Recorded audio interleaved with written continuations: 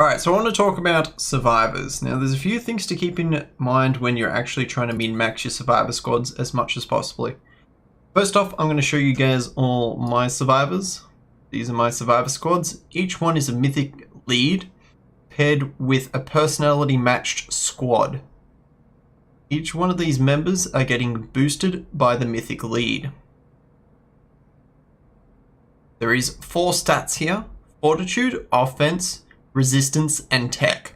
Fortitude is your health, and there's 2 lots of Fortitude here and at the start. There is Offense, which is how much damage you do.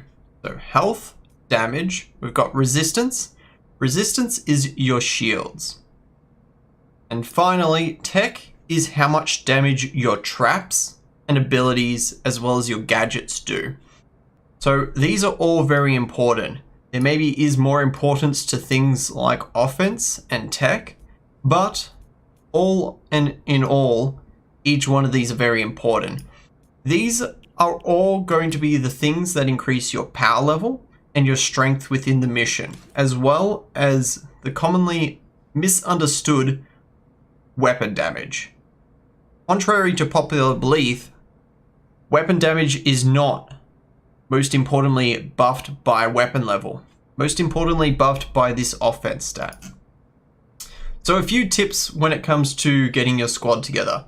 Ultimately, a perfect squad looks something like this. Mythic leads on each personality matched squad. There is 2 mythic survivors here. There's Caroline and Joel. They you can get through quest lines that you get sometime around maybe Plankerton. Kenny or Plankerton. Relatively early on, you can get access to these people, which buff your stats up considerably. Now, when it comes to the actual squad, you're going to have to slowly start unlocking all of these. They will be getting mostly unlocked through your SSDs, which I can't really show you that. I can't show you that. But you are unlocking them through your SSDs. Once you do an SSD, you unlock a number of them each time. So once you've actually got them all unlocked, you're going to be wanting to, and even before you've got them all unlocked, you're going to be wanting to min-max them as best as possible. The way to min-max them as best as possible is going to be taking your leader to be the highest rarity possible while being a personality matched. So in this instance, we can see this guy brings the squad down to 1,166. He is not matching with the rest of the squad. I put in a matched guy and it buffs it by an extra 80 or so. So it's very important to try and match everything to your leader. Your leader, you want to be mythic, but something interesting that I have experimented with and found out is that if you've got the choice between a legendary mythic lead that is matching the personality of the rest of the squad, or an unmatching personality from a mythic lead, you want the personality matched. So when it comes to leaders, personality matched is the most important, which is only notable because when it comes to normal Survivor Squad members, it is actually the other way around. Meaning that in a normal squad, the highest possible rarity, even non-personality matched, will give the largest bonus to your power level and fort stats. So that's a bit confusing, and I'll say it once again. Leaders, it's most important to have personality matched. That is because personality matching buffs everybody in the squad. If it's survivors, it is most important to have rarity. That is legendary over an epic personality match, or thereon anywhere underneath that. You got to be very, very careful with that.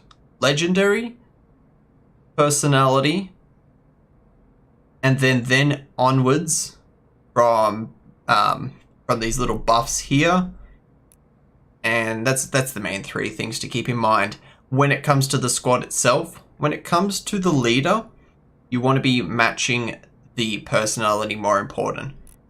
So it's all a bit confusing. It's going to take you a bit of time. You're going to want to probably focus on things like fortitude or tech first. Fortitude, you're going to want to pay attention to first more if you are offense based with guns. And tech, you're going to want to be focusing on more if you're playing things like ninjas, constructors, and trapping quite a lot, or trapping in general. So it all just kind of depends on your playstyle and where you want to take it. Now, I think I've described most of that quite correctly. There is bonuses here. Does anyone in chat of Twitch currently, anyone have any questions or insight into things I might have not explained? There's also a second number here, which is the party share number. So if I was with people right now, they would be giving, so pretend I'm not me and there's another me here and I'm just another pleb. These numbers here is what I'd be buffing to everyone else in the team, and if these numbers are being buffed to me, these are the numbers I'm getting to increase my power levels. The max power level currently sits somewhere around 130. That is also keeping in mind that power level doesn't just come from survivors. It does the majority of the time come from survivors, but upgrade and research does play a factor as well. Meaning that to get max level, you're going to want to be maxing all this stuff too. You also want to be very careful. Again, these are your fort stats to which ones you're actually dedicating into. So again, if you are a gun user, offense is most important. If you are an ability-based or tech, if you're an ability-based / trap user, majority of your damage comes from those. You want to be focusing on tech first. Fortitude and resistance come there on after.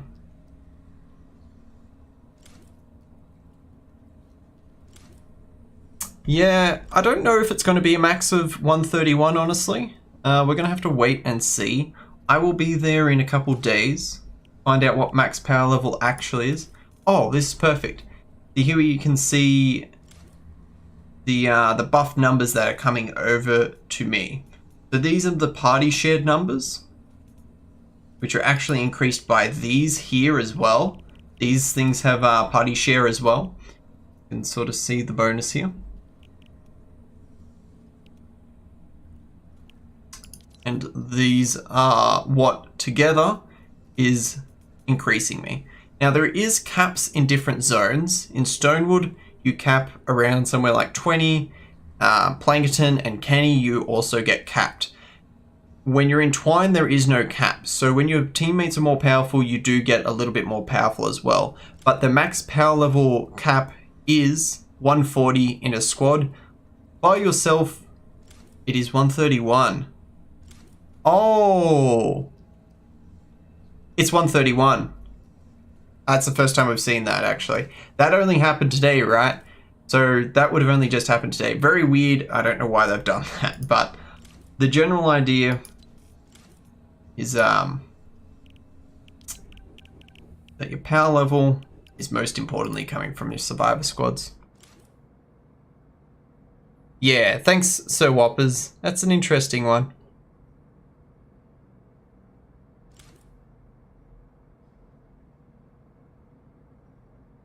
And just to explain, I think we're just about done here, and I think I've explained things thoroughly, but I might recap once more. Rarity over personality matched when it comes to survivors. The direct opposite when it comes to the leads. When it comes to the leads, personality match is most important.